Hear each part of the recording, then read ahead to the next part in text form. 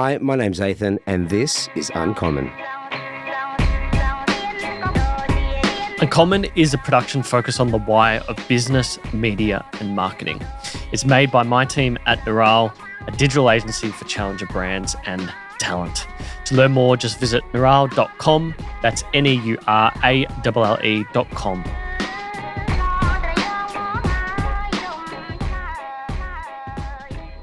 All right, my guest this week is Athan from July, co-founder of July. Co-everything. Do you know, the first note I did was what's going to happen with July in July? Because it's 2 months, 3 months away. Are we on? Yeah, well. This is live, yes. What's happening with July in July? Mate, you know, it's our month. It's our month. Last year in July, we were locked down. We were in lockdown.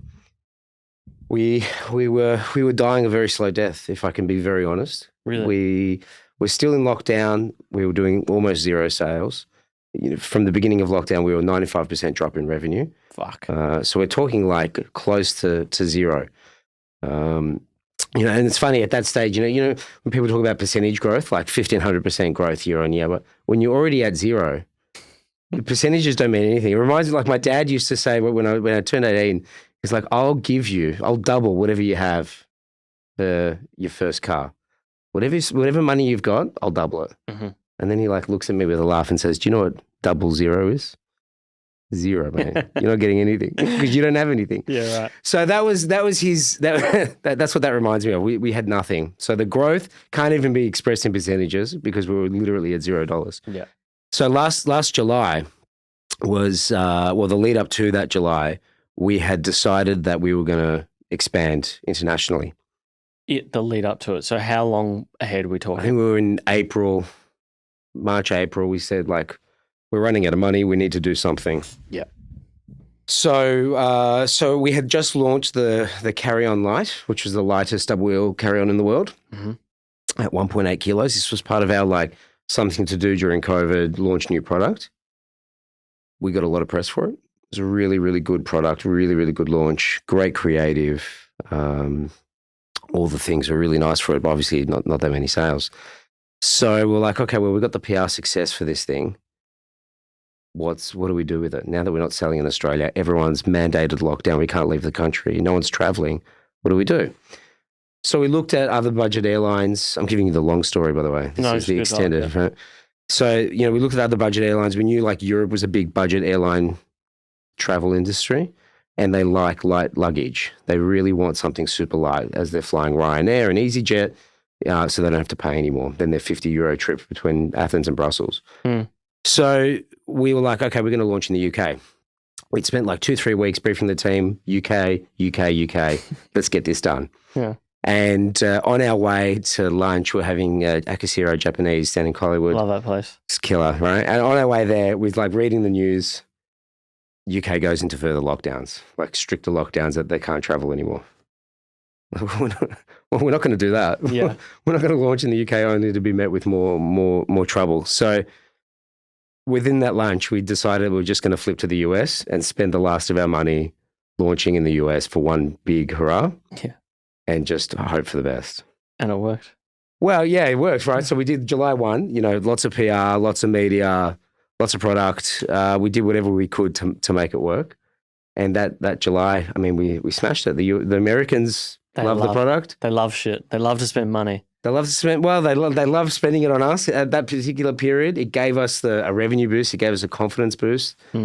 July has always been a significant month for us because it's always the month that we like to do. We'll either do a promo or it just feels like a significant holiday month. I mean, the business was named after people traveling in that July, month. Yeah. So, you know, it's always had a strong symbolism of growth and luck. Last year in particular, extremely lucky. Yeah. So we launched July 1 in the US and it took off and arguably survived the business through the revenue, through the momentum. Australia opened up. It just felt like it was win after a couple of years of really big losses. So you know, you ask me now what's going to happen in July. I don't know. I don't know, but I feel good about it. Whatever it is, whatever we come up with, Okay. I feel really good about it because it's a special month for us. Something magical always happens in July. It's good to know though that, and this is the reality of it sometimes, is that when you're playing catch up and you're running a business that moves fast in multiple ways, whether it's up or down, that, you know, you can't ever have a 12-month type plan ahead of what you're doing for that month, so to speak. It's like, it's May. We should probably start thinking about July. It's a bit like that. Yeah. It's a bit like that. So when we think about the US, what were the ducks in a row in hindsight that you think you had to get sorted that gave you some element of success, which launched into what it has become? Was it the PR, the marketing, and something else? What were the most important components? There was a lot of ambiguity around what we should do for launch. We'd written a really, I would say like a light but solid plan on what we should be focusing on. PR was definitely one of the biggest drivers for us. Mm. You know, it's one of those things where you can say, oh, look, it was an overnight success in the US only because we had spent 3 years developing product. Yeah. And so we had the product range, we had the color range, we had the marketing, we had the PR backing, we had all these things in place for them to go into the US and feel like it was I wouldn't say very easy, but it feels like it worked in that July 1 launch. You know, if I could put it back to anything, it's the fact that the product and the marketing were in sync, and it was attuned to what the Americans were looking for. You know, we were going into a climate where people wanted to travel again. They were coming off like the incumbents who were already there and established, and probably and not as innovative in the sense of a product change. They were looking for something a bit different, and I think we provided that for them at the right time. Yeah, right. So we, you know, on top of the timing of it. The timing of it, you know, everything works for a reason, I guess, in that sense. We were very lucky in that sense. But the product was great. The personalization, they loved. Yeah. The fact that we do multilingual personalization as well. So, you know, for the Latino community, they could write theirs in Spanish. We have Chinese characters. Anyone with Romanized characters can actually personalize in their language. So you can do Romanian if you want. French, Italian, things like that. So personalization was a big play for us over there, and it worked really, really well, to the point where we were shipping product from Australia. So we were almost losing money on every product. Yeah, so that was a question I had around the US is, so when you first launch a new market like that, you've obviously got to have your PR, like you said. So I don't know if you used Kate Dinnan for that market as well, or if it was a different PR firm, but she's amazing. You got to have a PR firm. You got to have your marketing and a specific landing page for US clients only. So I'm sure there were some adjustments there that needed to be made internally. Then there's the supply chain element, which, because you guys do a lot of the last mile personalization and stuff like that. So you make it over in China, it comes local, that's done there, and then you ship it. How did you do that with the US market? Yeah, I mean, we assemble in China. We obviously make products in other areas as well. And the materials from those products come from all over the world. Yeah. And when it comes to warehousing and logistics, it's a similar global mix. It can go, we do 3PL out of Asia. We do 3PL out of the US as well now. We do 3PL in Australia, and we also do some last mile delivery ourselves. Okay, so I'm assuming you used Asia for the 3PL. Well, it just depends, right? Especially for you're asking specifically for the US. Yeah. We tried to send as much product there as we could. Yeah. But there's also a limit to how much you can send and service the market without knowing the growth, without having any data to back that up. So it was a test for us. It was like, let's send as much as we can, let's launch as quickly as we can, and see how well the market responds to that kind of stuff. And it did so well that we ended up just defaulting and shipping from Australia in the end anyway. You know, so there's not much you could do on that. And we could just keep shipping product to the US, but it takes 2 months. Shipping containers take a long time and they're expensive at the moment. Yeah. So there's a lot of mixed things that resulted in that. At the end of the day, behind the curtain is always a bit messy while you're figuring things out. Yeah. But from the front, we were really glad to see the demand. So you guys went over, you and Rich and your families went over for a nice family trip to America recently. No family, no, just Rich and I. Really? Yeah.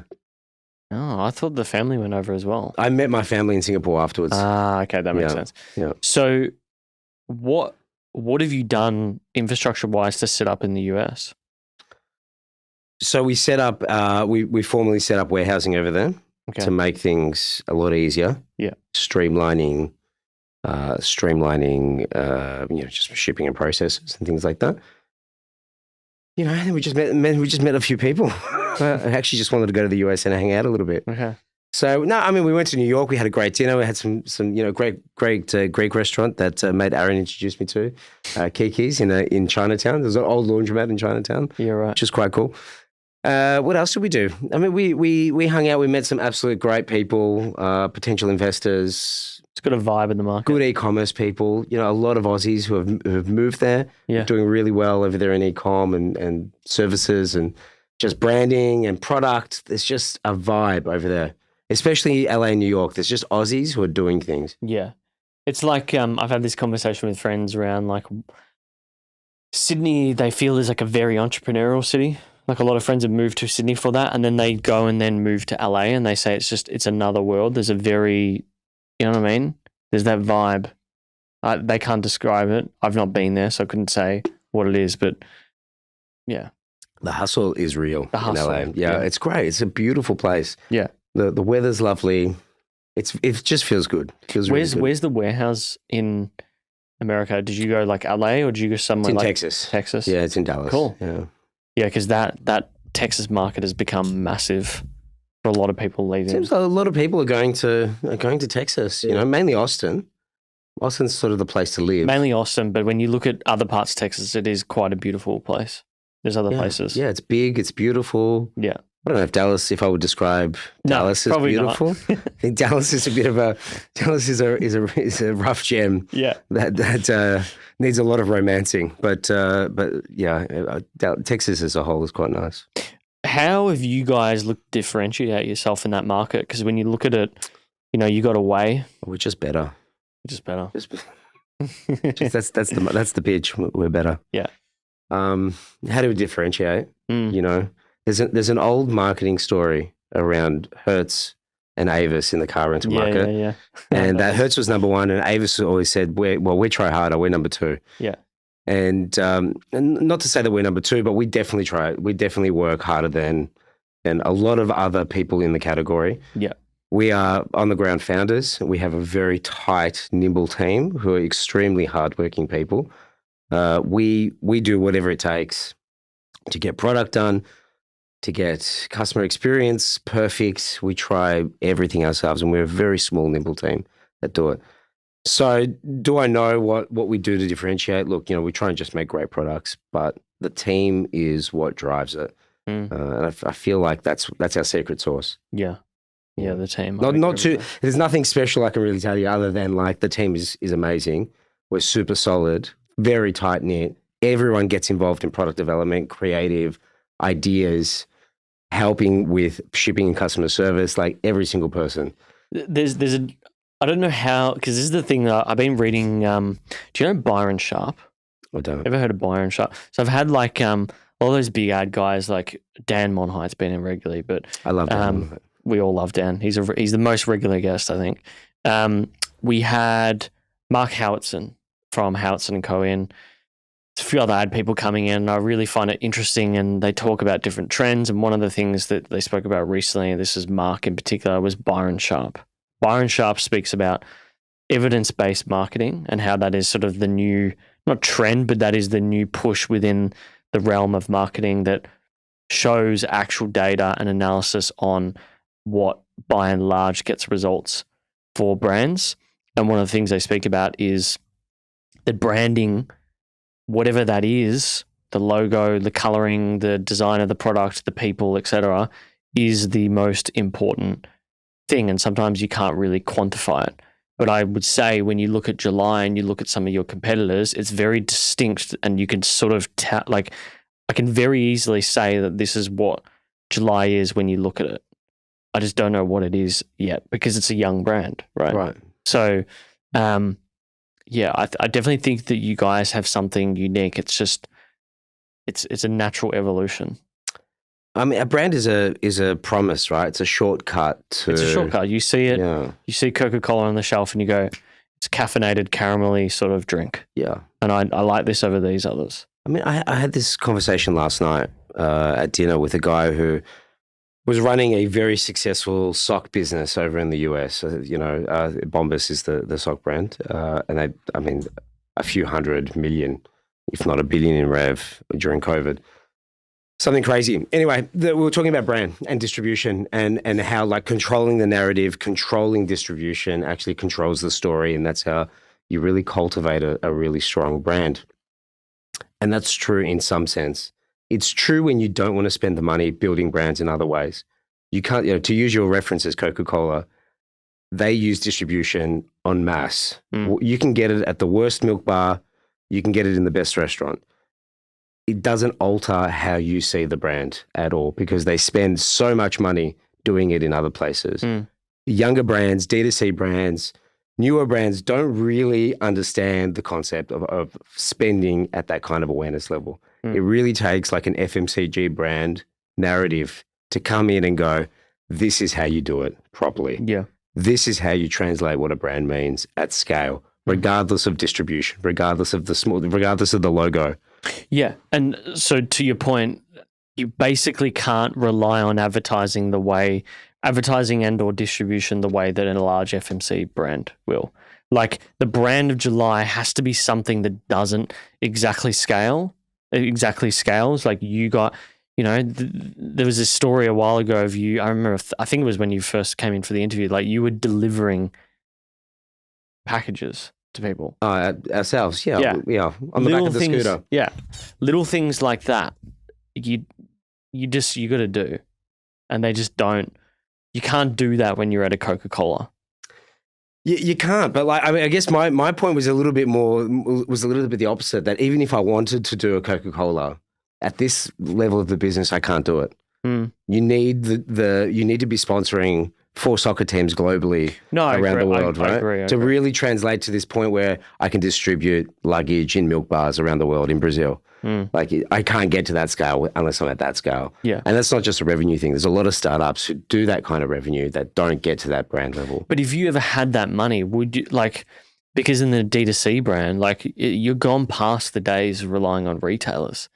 Is that the real way to scale a brand and the salience of July? I mean, what are the other options? Well, new products? Right now it has to be this because this is the best way to cultivate the brand.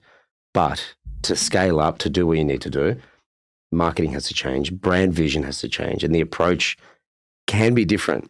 It can be different. Every day is a new day when it comes to marketing brands. There's nothing wrong with not doing any social media and just doing TV if the audience is right. Very much so, though, startups don't get down that path. Yeah. Whether it's a capital thing, it's probably more a DNA thing than anything else. Yeah. They don't understand the top level that you need to reach an audience, a specific audience on TV, or see the direct return. They feel like, it's something, I think the stat was like 60% of all venture capital goes towards Facebook or Google. Yeah. Some like ridiculous amount of money. So you're doing a startup, you get VC, the first thing you do is like, we need to bump up those ads. Yeah. You're not thinking about any other network outside of Facebook and Google, Facebook, no other channels, Instagram, no other channel. Maybe TikTok now, right? But within that world. But I feel like that's changed just with some brands recently. Like some brands may have realized it. Like I don't know if you've seen the wraps of Slack. Slack, I've seen them everywhere, all over trams at the moment in the CBD because you're on St Kilda Road and their office hits the St Kilda Road tram. Is it? Yeah. Their office is in Carlton, and they get that straight line. I wasn't the only one talking about this. Nick Hodges was talking about this as well in his newsletter. He's like, those tech brands have realized that you need more salience than just being on digital. You got to do other stuff. 100%. So, and he was specifically speaking about Slack and a few other venture-funded brands that needed to get out there. And it's actually happened in the crypto world as well. Like, they have completely flooded, at least here locally, sport. Yeah. Like Crypto.com now sponsors the AFL. this, Not for much longer, I don't think. you reckon? Yeah, I think they're about to get regulated. Really? I saw something. Yeah, I saw something. Who knows? Good luck to them. Binance, I remember when CoinJar sponsored Melbourne, Binance would run competing LEDs at games. There's all those, and then there's the local competitors like bdc.com.au and CoinJar. Well, CoinJar was running these LEDs, but then you get CoinSpot, you get every fucking name under the sun. They're running. It was all about sport. The amount of pictures I got for like, hey, do you want to sponsor Ferrari or EPL team? I wonder if the reason it's all about sport is that they're actually competing for the same audience with Sportsbet, and crypto is really just another gambling, just really another gambling, output. Potentially. Don't let Zoe hear you saying that though. So one of the things I wanted to ask is around the brand is like, what do you think's changed specifically since we last spoke? So the note I had here was you were number 157 back in Feb 2020, so just before COVID. And I had Rich in April 2021, so episode 208. When I spoke to both of you at the time, it was all about it was not about being a luggage company, it was about being a travel company. And then fucking COVID happened. So how has that idea in your mind changed since COVID? And how do you think the brand of July has changed since COVID? And how you explain it to people? Big question. Yeah. We went back to luggage. Made it easier. Yeah. You went back to luggage. There's a lot of things that change and a lot of things that happen. Yeah. During COVID. And look, I think we're in a post-COVID world now. I think so, yeah. So I guess now all we're seeing is upside, and we're seeing a lot of desire, a lot of anticipation to just do something else. Now you can bundle that up as travel.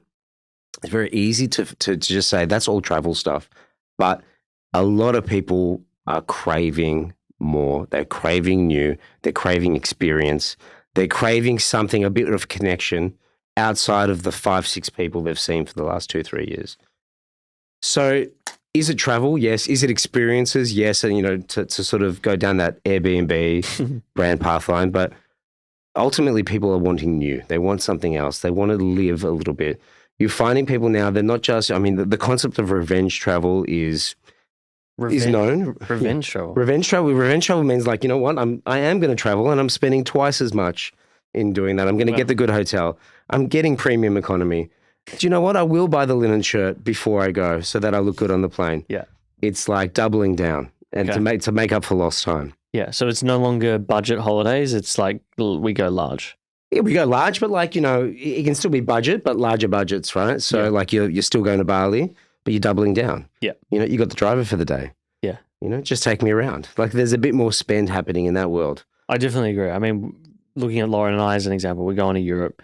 We're spending the equivalent in a month of what we spent in 2013 in 6 months. There you go. That could also be an age thing, but like, do you know what I mean? Like we're like, this is one of the next big travel things we're doing because we've had 2 years of nothing. We want a family. You're doubling down. Yeah. So many millennials are going to go through that this next 2 years. People want out. They want to do new things, and it might not just be Europe, right? They might go, like a friend of mine just bought a 4-wheel drive, with a roof rack and a snorkel, and a tent for the roof rack so that he can sleep on it. I've never seen this guy do any of this stuff, but he's bought the stuff. He wants to be that guy, and I fully support Nick. If you're watching, I fully support you being that guy.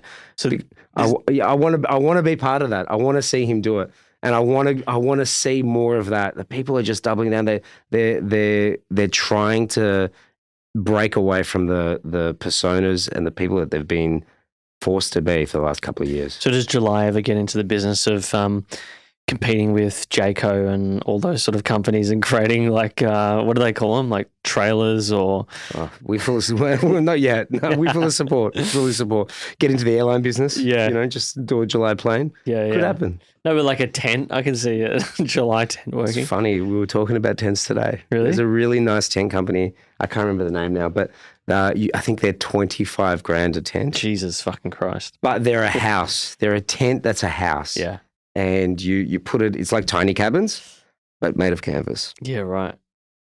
Jacob's Beautiful. into tiny houses. I remember when we had our wedding down on the peninsula, he hired out a tiny house.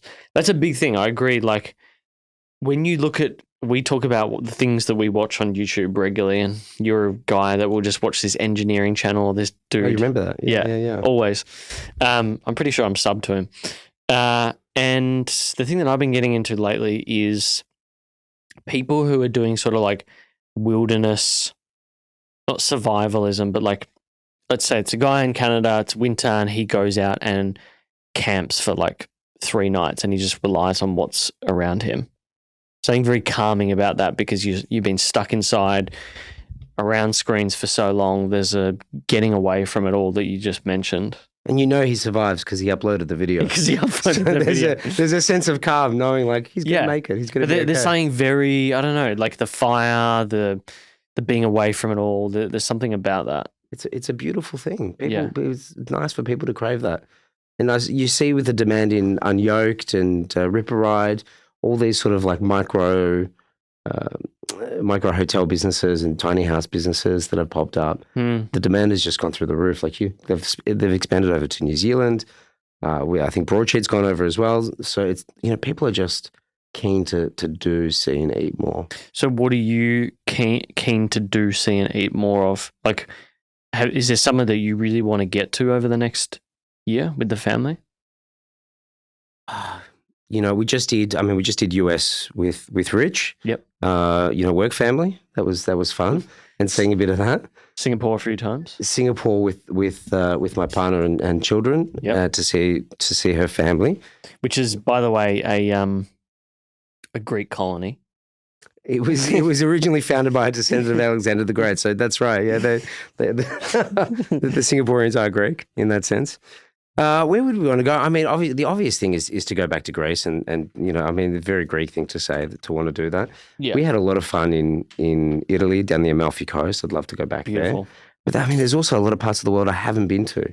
Yeah. And I would love to start exploring things like, I haven't been to Ireland. I would love to go to Iceland, Sweden, Norway, like those sort of like colder up north countries. I'm a little bit curious about at the moment. I'd love to sort of see more of that. I think they live quite well. I agree. There's a quote from a friend who was friends with a guy from there. Very, very long connection there, where it's super cold. And he said, "There's no such thing as bad weather, just bad gear." Uh-huh. So you get the right gear, you get the right stuff, and you can go anywhere in the world. So I wouldn't mind seeing and exploring a little bit of that. Northwest Europe, not just Europe, but at the same time, my daughter's getting older. Yeah. I'd love to be able to take her around. I'd love to be able to take her to places. She's still not old enough yet, but enough to start exploring and seeing things.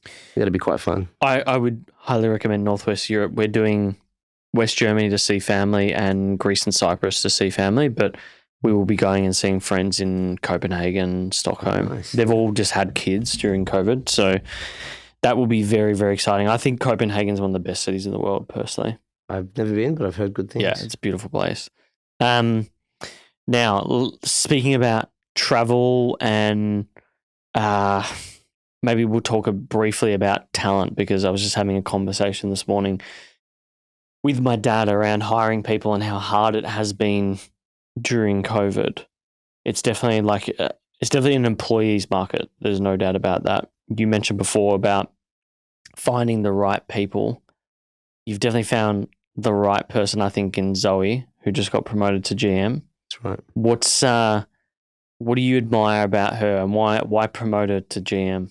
Specifically about Zoe. Yeah. How biased is that? I think this whole thing was set up so Zoe can hear a compliment. Yeah. We compliment Zoe all the time. Yeah. Zoe's amazing. She's always been just high energy. Yeah. And no matter, I think with not just Zoe, but with anybody in a workplace environment that is willing to take on more, that is willing to help others and make the experience of work better for other people, at sometimes maybe the sacrifice of your own enjoyment or your own workload, is a rare thing. It's a special thing, and I think everyone should strive for it. Yeah. And it's a beautiful thing that we've found in Zoe, who's absolutely selfless, determination, strong, extremely smart, but will always make people feel welcome, happy, excited to be there. She's definitely got that AR auntie sort of vibe about her. She's amazing. She's the best, you know? But like everyone in the team is the best. They all pull their weight. Everyone does well. Yeah. Zoe's just the most organized. So we made sure that she organized everybody at the business. So how do you find more people like that in a market like this? You know, is it because it's a hard thing, right? You put out a job ad, you get 20, 30 people to reply, but sometimes they're just not aligned with you. Have you found a process or anything that has allowed you and Rich to really get to the essence of the person without hiring them? The only thing I can say that's helped with hiring is personal reference. Okay. And so this comes down to we like to think we run a good business, a good organization, and a healthy one at that when you're working. Mm. We like to think that. The fact that we've had, we didn't have to get rid of anybody during COVID, considering the revenue loss. Nobody left, considering there wasn't any work, but the pay was still there. Mm. We like to think that there at least is some cultural cachet still left in the business, and that the founders directly contribute to that because we're there every day. Yep. And that if you lead from the front and instill some of those values from day one yourself, that sort of trickles down to everybody else. And then you obviously hire for the right people who have that kind of cultural influence too. You know, you can't be the only influence in the business that drives culture. Yeah, no, you need everybody to put in their bit. And as the commentary we were saying before is like, it doesn't matter how smart people are. If you feel sick being alone with them for a little bit, or that you don't want to come into work and hang out with them, they're not the right fit. Yeah. I remember having this conversation about Jacob, actually. It was with... No, seriously. It was in a good way. It was good because I was speaking to Lewis Spears at the time and I was like to him, dude, we need to hire for this position. What should I do? I've got this guy who's really passionate. Maybe he doesn't have all the skills right this second, but like he gets it. And he was like, I can hire him right away.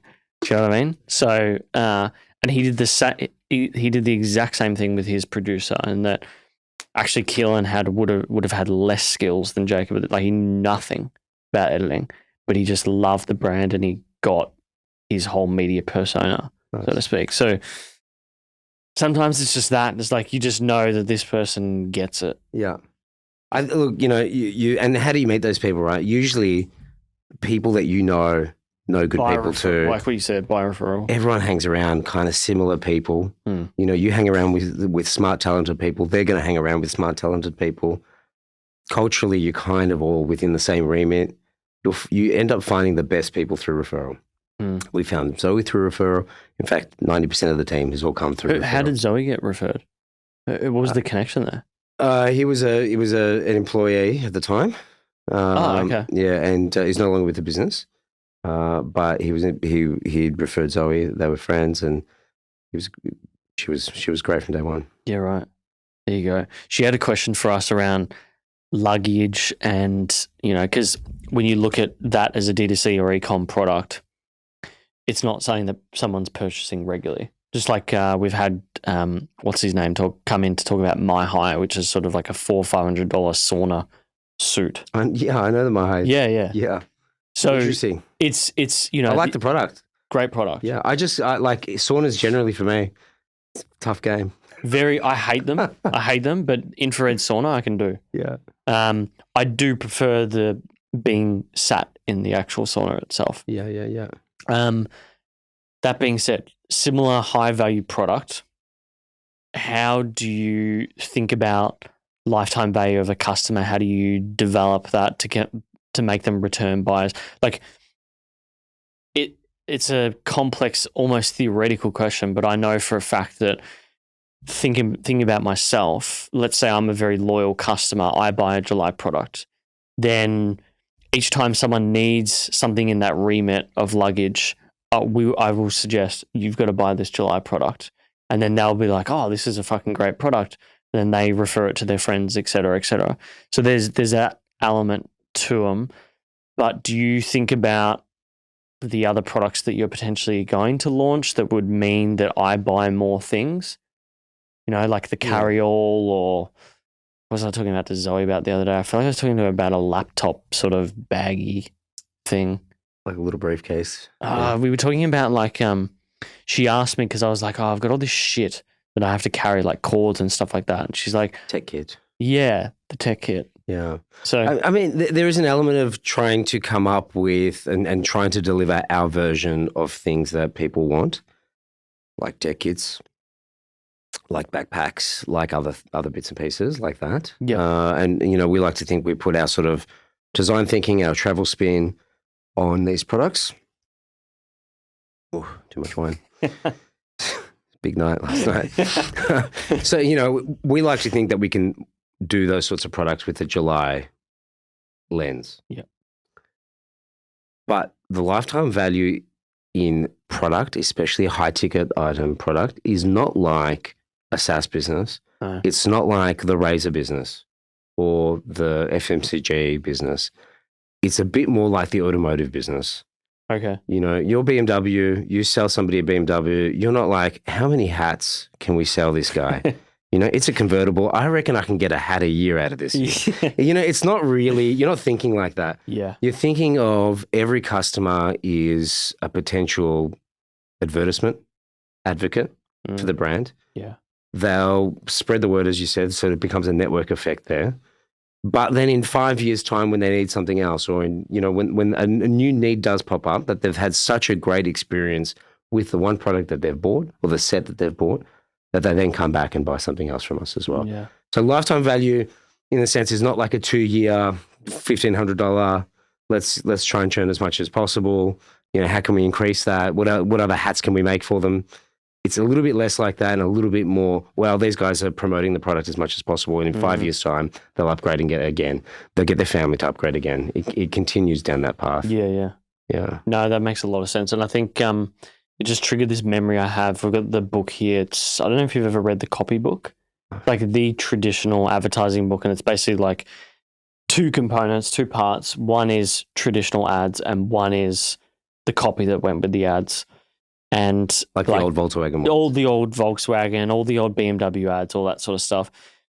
I've always thought about, I had this debate with people, and one of the best examples I've thought about for the podcast was a core brand ad that you would have if you have a billboard anywhere, and what would it be on it for the brand? And I'd be like, probably Punt Road, and it'd probably be like, OK Google or OK Siri play Uncommon. And it would just be like the artwork, so to speak. And a little, you know, device with the quote. That's kind of cool. Have you ever had a thought around what that core brand ad would be for July? I mean, tough question. I've done a mass marketing type thing. I mean, I've done a hoarding before, like which is like a billboard on front of the store as you're building it. Yeah. So as we were building the store, so it was a massive corner hoarding in Emporium. And so, I mean, that's a billboard essentially. So I've done one, right? So I can tell you, I don't know what the answer is, what my dream billboard would be. But what did you put on that? The billboard that we did there was called Wonderful, but wonder as in wanderlust, AWA. Okay. As a, you know, like you wander the world. It was wonderful, you know, and some beautiful photography, and it got the message across. You know, people were like, "That's not how you spell it." Oh, I get it. You know. Yeah. I had that funny play on words. It worked. We got quite a bit of social media hits on that, which is quite nice. Really? Yeah, I like that. But on that, you know, my favorites. I'll tell you what my favorites are, and it's always been about hoarding. Actually, I love hoarding billboards because they're not as special. Hoarding billboards, you can get a little bit more creative with. In the sense that, like, they're shop builds, they're essentially like small format billboards. And one of the best ones that I've seen was Adrian Zumbo, the guy that makes the little macarons. Yeah. And he put all his negative reviews on the hoarding, like overpriced, 1 star. That's fucking brilliant. This guy's an idiot. He thinks he's God's gift to desserts. Like, he basically put all his negative reviews up, which was absolutely hilarious. And what like, did you see the responses on social, or was it just that you love that? You just love it, and you laugh at it, and you're like, this guy's got guts, and this is really funny, you know, and it makes you want to try the the product. What do you think about that? When you saw that as a consumer, what was the first thing you thought? You're like, okay, Clearly this guy doesn't care. This guy just doesn't care. He's so confident about the product. That's what I'm thinking about. I'm like, is he that confident in the product and you're sort of externalizing that fact? Yeah, it's quite funny, you know. But cut through. It's all about cut through, right? You want people to be like, "Oh, what's going on here? Let's have a look." And if you get that cut through, then it's all worth it, right? It's exactly It's exactly that. Cut through is everything, and I say that to so many brands, and they just want to stay in their lane all the time. That's the hardest part. This job is convincing them, but you already know that, right? Having been in the strategy game, pitch someone something and they're like, "Oh, no, we're not going to do that." I think I was a 3% strike rate from idea to execution. Yeah, it's fucking annoying. Now, we were talking before about talent squeeze. Let's just briefly touch on supply chain. What do you reckon was the highest cost you paid for a container in the last 2 years? 22 grand. Fucking hell. Where was when they used to be 4 or 5, I think. What was from what port to what port? It would have been from just out of Shanghai, Ningbo, into Melbourne. Into Melbourne. Yeah. Wow. Quite expensive. Is it still? It's surely not that high at the moment. I mean, I'm not on the pulse with like container costs every day, but they're still pretty high. They're still high. I've seen data around the amount of ships sitting out of Shanghai and Shenzhen at the moment, but it's not as bad as what that was. It's a global thing. You know, everyone's raising their prices. You'll see it, at the major supermarkets now, all the prices have gone up around 10 to 15%. We've just raised our prices around 10 to 15%. Yeah. A lot of things out of stock. A lot of things out of stock, just across the board, across Australia. You don't realise how much relies on shipping containers, how much relies on petrol, how much relies on fuel. Those two things are contributing to price increases. It's wild. When I do my shopping at the moment, there's 2 or 3 items that I just cannot get. Cannot get smoked salmon. I have smoked salmon every lunch. You're right. I didn't realise it was a salmon I have shortage. not been out at a supermarket. You can get it at the market, but at a supermarket, not been able to find smoked salmon for probably a month. Things like random things like egg whites. A lot of the health food stuff, the health food section is just gone. It's just empty. Yeah. You have random stuff in the veggie section, which is completely gone. I was in Coles the other day and there was just no carrots, nothing. There you go. I'm just like, okay, fine. Stuff's running out, man. Yeah. Stuff's running out. Shit runs out. Particularly if you get there later in the day, because I'll be grabbing stuff on the way from home at like 7 or 8. And it's just completely empty. Fuel's expensive. Like that stuff there's all fuel because it's trucking. You reckon? Yeah, it's less about shipping containers. Smoked salmon it's all coming from Tassie. Yeah, it's all fuel based. So when you truck things, things just get super, super expensive. Like you've literally doubled the cost of moving your goods from one place to the other. And Australia is run on trucks in particular. Australia runs on trucks. So the only time you're not using a truck is when you go from east to west coast, where you're using a train for most of it. Which is kind of odd, don't you think? I mean, the amount of container ships that come from Asia to Australia and then they're empty on the way back. Don't you think that's a bit odd that there's not an opportunity there from major city to major city for transporting goods, at least at the moment? I mean, you're in the wrong business. I think time to switch over, take on Elon in the B2B transportation game. I'm okay. I'm good. I guess there's a question that's arisen quite a few times with people. What has changed, at least with you and Rich? What has changed? And Rich is probably the main guy who drives a lot of this, is perspective around manufacturing. Have you guys sat down at times and go, fuck, we need to be making more stuff locally or in other markets, or we need to change the way that we do something? How much has that changed in the last 12 months because of everything going on with COVID? We try new things all the time. We try to do local manufacturing for some products. Yeah. The cost is just through the roof. Labor is just through the roof. It's just way too high. And there's not much you can do around that. It's not like you don't want to pay the wages. It has nothing to do with that. It's that by the end of the output, you're left with a $500 product that most people are only comfortable paying $100 for. Mm. That's the difference. If I was to try and sell you let's talk about like a leather wallet. If I was to try and sell you a leather wallet, I'd maybe get away with 100, 150, absolute maximum 200, because after that you're hitting luxury brand status. Yeah. You're sort of at the 400, 500 mark. You could be getting any brand, any luxury brand wallet. To have somebody in Australia manufacture a high quality leather wallet, one, it's more expensive to import the leather. Two, the labor to get that high skill labor in order to get the quality that you're looking for is phenomenal. It's phenomenally high to pay for. So your end result is that you've got an extremely expensive product that nobody will buy. Yeah. So even if you go down that path, which we attempted to do, the result is something that won't have any shelf life. You can't survive on it. It won't grow. You can't export it. It's a really, really tough market to do. So, I mean, I think your question is more around diversification out of China as opposed to manufacturing in Australia. You've got to sort of diversify out in terms of not just have one thing do everything. Yeah. And that's with any category, that's with any business. You can't rely on one nation, one factory, one marketing channel. You need to diversify to pad yourself out. China goes into lockdown, manufacturing stops for half the world. So it's important to have a baseline in Indonesia. It's important to maybe start manufacturing in Europe to start the processes to get to a point where your risk is split, your risk is diversified. I'm just surprised that means it's still not possible here. I guess it all comes down to labor cost. Yeah, it's labor cost and it's skilled labor as well. So you just can't get anybody to come and sew or to put the pieces together. You really need skilled labor. And so we've got less of the skilled labor. But what if you train those people? Yeah, sure. If you've got a couple of years under your belt and you're making product for them to be able to train on. So one, we don't have the brands willing to do that for a couple of years to train people. Two, this idea of training somebody and having them stay with you for a long period of time doesn't really exist anymore, especially in manufacturing.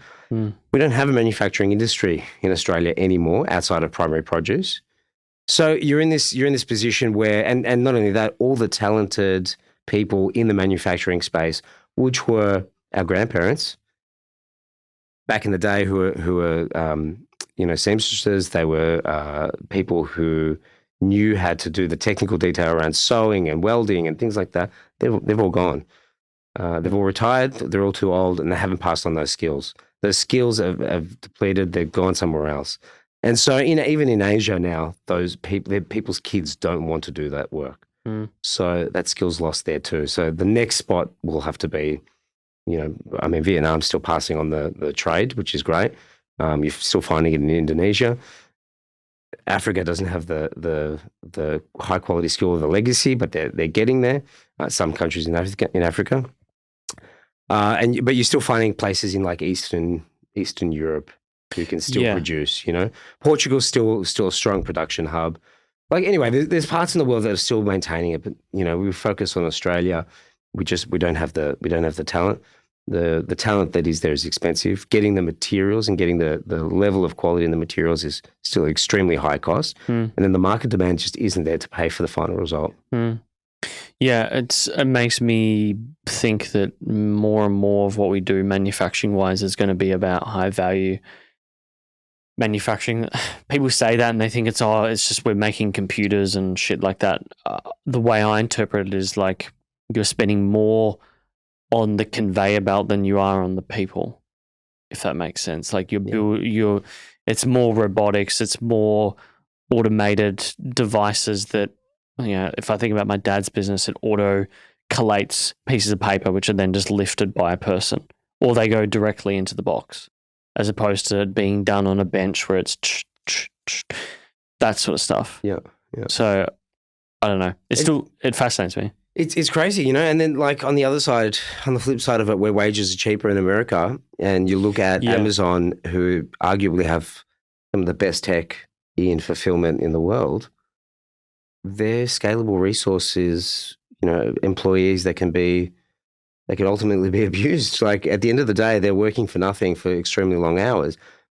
he's built a great business over it, but that's their scalable solution. That's why there's so many issues over there. Yeah. With in particular with the workers trying to unionize, because it's just crazy. It's just Because what, absolutely, they're paying them like $10, $12 an hour.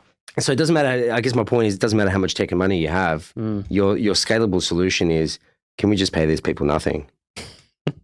That's the answer at the end of the day. Wild, yeah.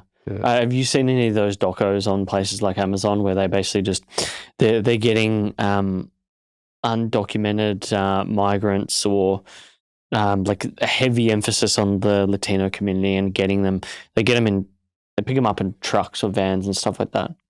And, you're basically just working on a day's basis. You don't have a contract. $10, $13 an hour maximum. If you take a bathroom break, that's like docked off your pay. Like, it's just wild.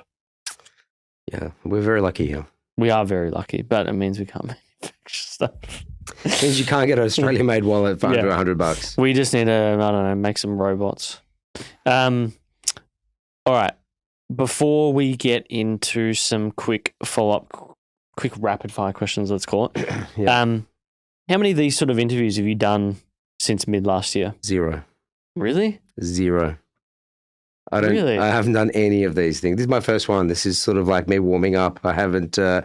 I've done a couple of. I've done a couple of phone interviews. Okay. At the beginning for the US press release. Yep. But I haven't actually done any podcasts. Haven't done any formal interviews. Of those interviews, what didn't they ask you that you wish you could have talked about? What didn't they ask me? Yeah. That I wish I could have talked about. Yeah.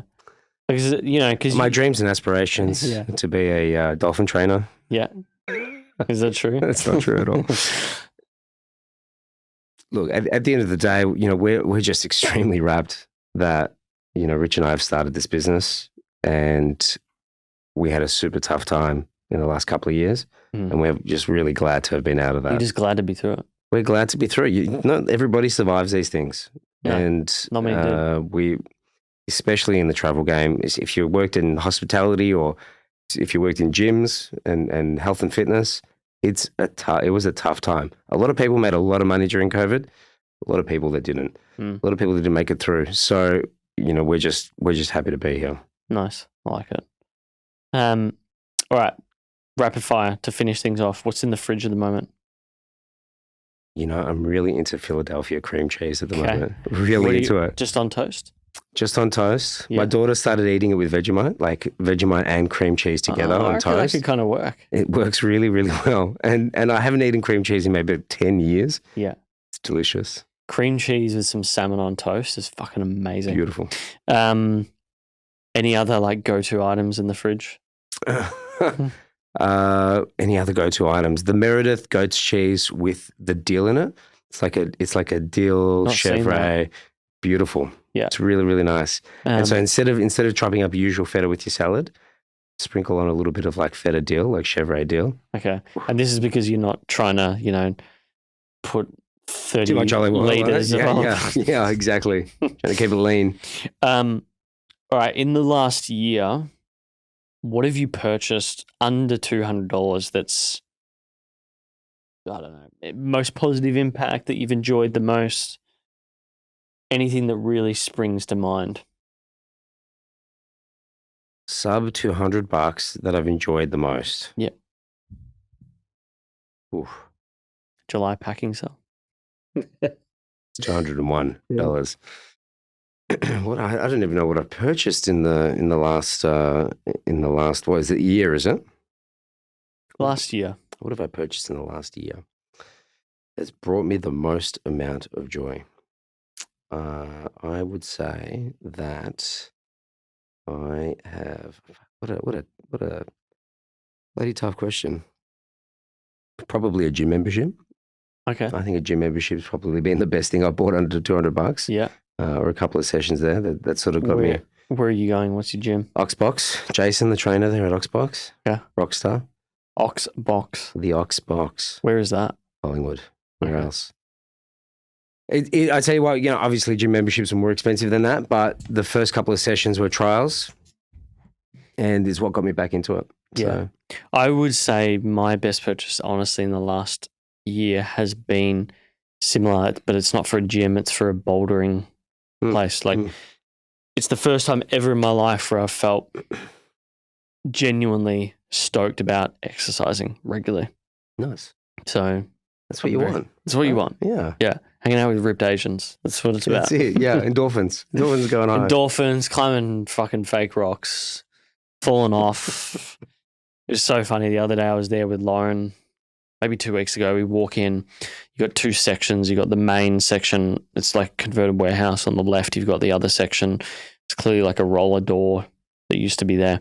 And it's all there was like not a blanket, but like an emergency sort of looking type blanket thing that they'd pulled up, like a tarp. We're like, fuck, is someone dead? Like, what a way to come into this place. But some dude had fallen off like the top point and busted his ankle when he fell down. No. So Not a good start. that was Lauren's initiation to going to Blockhouse in Port Melbourne. But look, man, they make you sign a waiver when you go there. It's sort of part of the course. It's not their fault. Athan, where can people find you on the interwebs? Where can they find July? Well, you can find me on Twitter. I'm at ATH. You can find July on everywhere at July or July.com. Mm-hmm. And or you can just SMS me. Ask Jordan for my number. Okay. Thanks for coming in. Thanks for having me, man. Thank you so much for checking out this episode. If you liked it, do subscribe. And of course, like it on YouTube if you're watching as well. We'd really appreciate that. For audio, if you've not already listening on your podcast app, you can search for it on any good app, including Spotify, Pocket Casts, Apple Podcasts, Google Podcasts, etc. For video, if you're not watching, you can search Uncommon Podcast on YouTube. It's the first one that appears every single time.